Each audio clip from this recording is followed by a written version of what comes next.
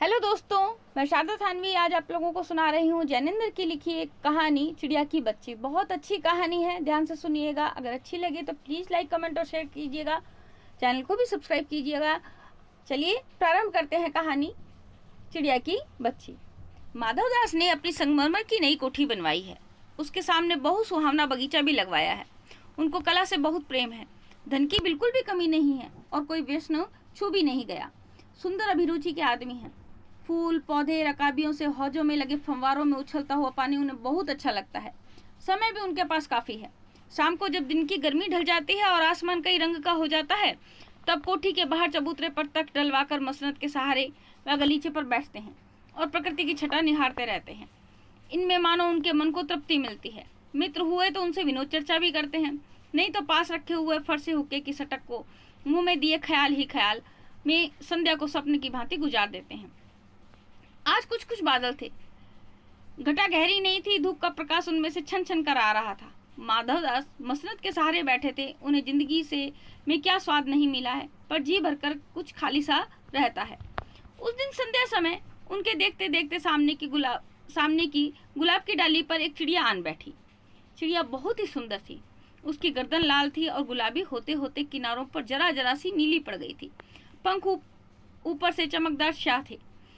उसका नन्हा सा सिर तो बहुत ही प्यारा लगता था और शरीर पर चित्र विचित्र चित्रकारी थी।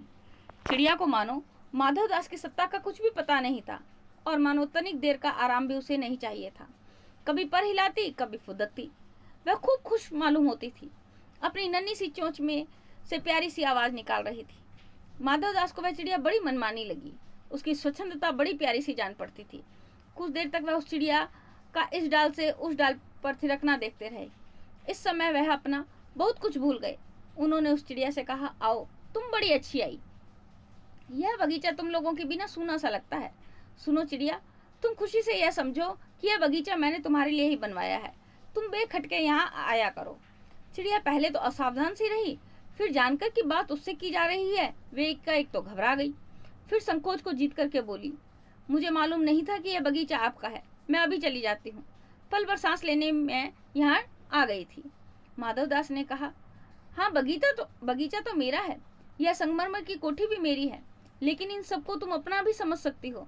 सब कुछ तुम्हारा है। तुम कैसी भोली हो, कैसी प्यारी हो। जाओ, नहीं बैठो। मेरा मन तुमसे बहुत खुश होता है। चिड़िया बहुत कुछ सकचा गई। उसे बोध हुआ कि उससे कहीं बड़ी गलती तो नहीं हो गई है कि वह यहाँ आकर बैठ गई। उसका थिरकना सा रुक गया। भयभीत से वह बोली, मैं थक कर यहाँ बैठ गई थी। मैं अभी चली जाऊंगी। बगीचा आपका है, मुझे माफ करें। अब माधवदास ने कहा चिड़िया को, मेरी भूली चिड़िया, तुम्हें देखकर मेरा चित्त प्रफुल्लित हुआ है। मेरा महल भी सुना है, वहाँ कोई चहचहाता नहीं है। तुम्हें देखकर मेरी रागनियों का जी बहलेगा।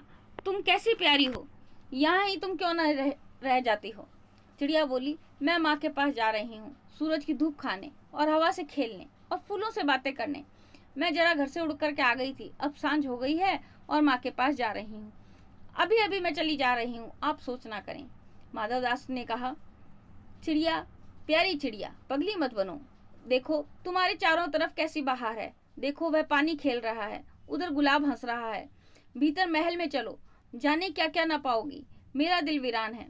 वहाँ का हंसी सुनने को मिलती है। मेरे पास बहुत सा सोना मोती है। सोने का एक बहुत सुंदर घर मैं तुम्हें बना दूंगा। मोतियों की झालर उसमें लटकेगी। तुम मुझे खुश रखना, और तुम्हें क्या चाहिए। माँ के पास बताओ क्या है। तुम यहाँ ही सुख से रहो, मेरी भोली सी चिड़िया। चिड़िया इन बातों से बहुत डर गई। वह बोली, मैं भटक कर तनिक आराम करने के लिए इस डाली पर रुक गई थी। अब भूलकर भी ऐसी गलती नहीं होगी।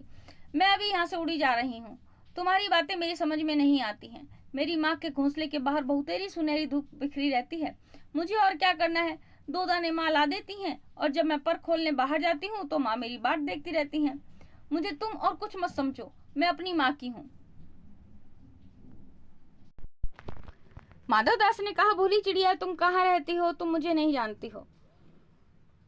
चिड़िया, मैं माँ को जानती हूँ, भाई को जानती हूँ, सूरज को और उसकी धूप को जानती हूँ, घास पानी और फूलों को जानती हूँ। महामान्य, तुम कौन हो, मैं तुम्हें नहीं जानती।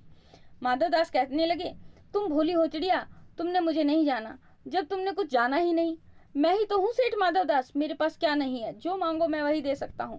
चिड़िया ने कहा, पर मेरी तो छोटी सी जात है, आपके पास सब कुछ है, तब मुझे जाने दीजिए। माधव दास बोलते हैं, चिड़िया तू निरी अनजान है, मुझे खुश करेगी तो तुझे मालूम माला माल कर सकता हूँ। चिड़िया ने कहा, तुम सेठ हो, मैं नहीं जानती सेठ क्या होता है, पर सेठ कोई बड़ी बात होती होगी। मैं अनसमझ ठहरी, माँ मुझे बहुत प्यार करती हैं, वह मेरी राह देखती होंगी, मैं माला माल होकर के क्या होंगी, मैं नहीं जानती माला माल किसे कहते हैं। क्या मुझे तुम्हारी तरह माला माल होना चाहिए?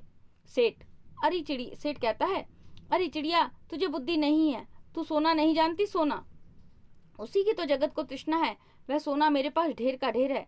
तेरा घर समूचा सोने का होगा, ऐसा पिंजरा बनवाऊंगा कि कहीं दुनिया में ना होगा, ऐसा कि तू देखती रह जाए, तू उसके भीतर थिरक फुदक कर मुझे खुश करियो, तेरा भाग्य खुल जाएगा, तेरे पानी पीने की कटोरी भी सोने की होगी। चिड़िया ने कहा, वह सोना क्या चीज होती है? सेठ ने कहा, तू क्या जानेगी, तू चिड़िया जो है, सोने का मूल्य सीखने के लिए तुझे बहुत कुछ सीखना है। बस यह जान ले कि सेठ माधव दास तुझसे बात कर रहा है, जिससे मैं बात तक कर लेता हूँ उसकी किस्मत खुल जाती है। तू अभी जग का हाल नहीं जानती, मेरी कोठियों पर कोठियां हैं, बगीचों पर बगीचे हैं, दास दासियों की संख्या नहीं है, पर तुझसे मेरा चित्त प्रसन्न हुआ है, ऐसा वरदान कब किसी को मिलता है।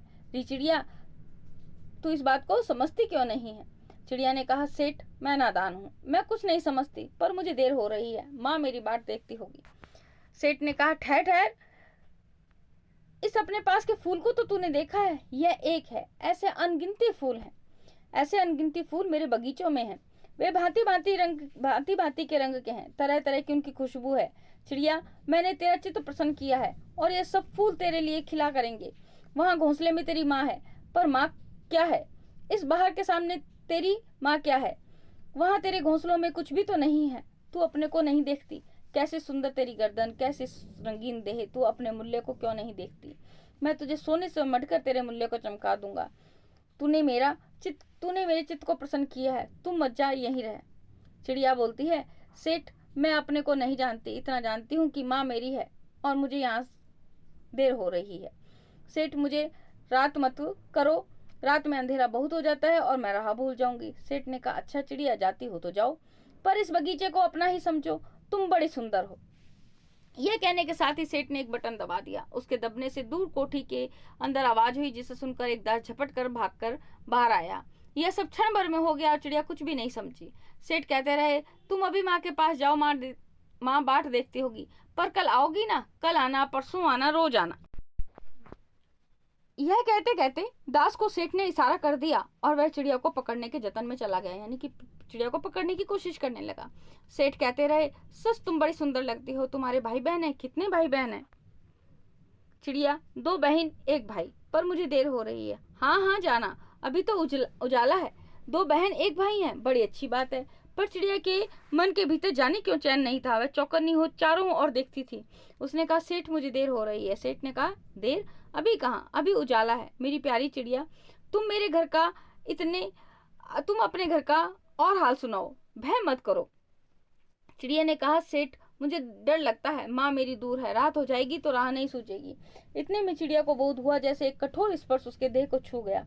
वह चीख देकर चिचियाई और एकदम उड़ी। नौकर के फैले हुए पंजे में वह आकर भी नहीं रुकी, वह आ भी नहीं सकी। तब वह उड़ती हुई एक सांस में माँ के पास गई और माँ की गोद में गिरकर सुबकने लगी। ओ माँ, ओ माँ। माँ ने बच्ची को छाती से चिपटाकर पूछा, क्या है मेरी बच्ची, क्या है? पर बच्ची कांप कांप कर माँ की छाती से और चिपक गई, बोली कुछ नहीं, बस सुबकती रही, ओ माँ, ओ माँ। बड़ी देर में उसे ढाढ़स बंधा और तब वह पलक मीच कर उस छाती में ही चिपक कर सो गई, जैसे अब पलक ना खुलेगी।